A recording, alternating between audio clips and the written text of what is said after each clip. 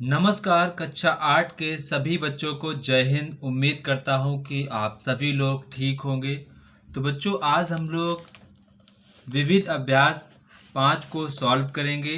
तो अगर बच्चों आप लोग वीडियो पर नए हैं तो वीडियो को लाइक, सब्सक्राइब एंड शेयर करना बिल्कुल ना भूलें।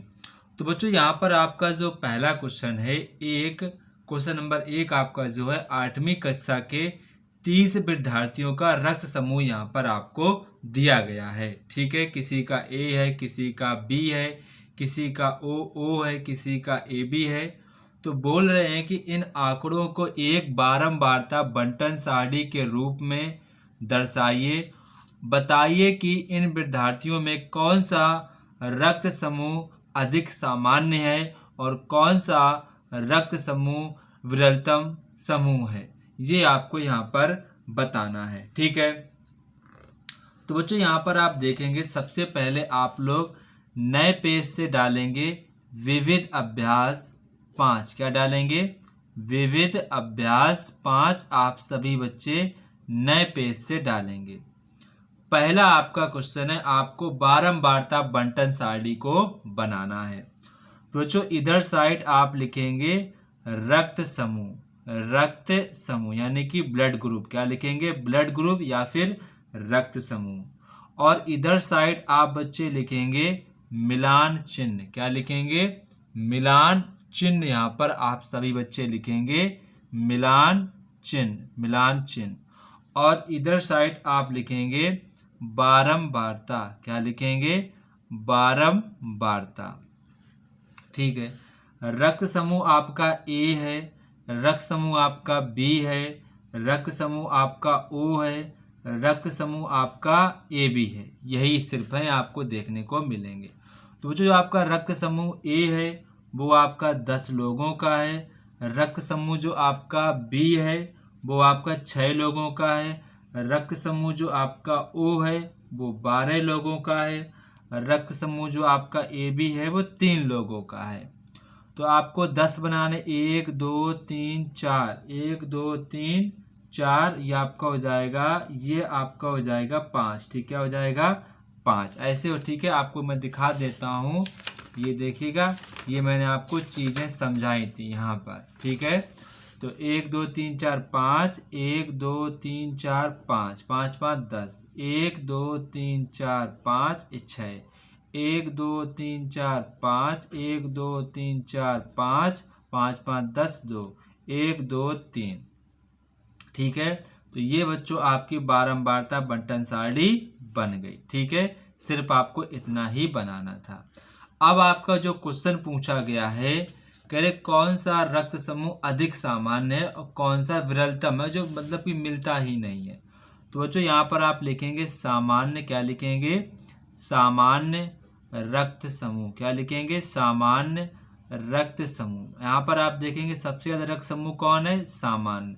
जो चीज ज्यादा होती है वो सामान्य में ही आती है। तो यहाँ पर आपकी जो 12 है वो ब्लड ग्रुप किसकी है? ओ की। किसकी है? ओ। तो यहाँ पर सामान्य रक्त समूह क्या हो जाएगा? ओ हो जाएगा। इसके बाद आप लिखेंगे विरलतम रक्त समूह। विरलतम रक्त समूह आपका क्या हो जाएगा? 3 है। सबसे कौन है? 3। तो आपका हो जाएगा ये ए बी। क्या हो जाएगा? A B. ठीक है, तो ये आपका पहला क्वेश्चन आपका ये सॉल्व हो गया है। ठीक है, यहाँ पर आपको अब कोई भी प्रॉब्लम नहीं होगी। ठीक है, यहाँ पर अगर आपका कोई डाउट है तो बच्चों आप मुझसे कमेंट करके पूछ सकते हैं। ठीक है, इसके बाद आपका क्वेश्चन नंबर नेक्स्ट है, 3 सिक्कों को एक साथ 30 बार उछाला जाता है, प्रत्येक बार चित आने की संख्या निम्नलिखित है। तो यहाँ पर कह रहे हैं कि सिर्फ आपको बारंबारता बंटन सारणी आपको बनाना है।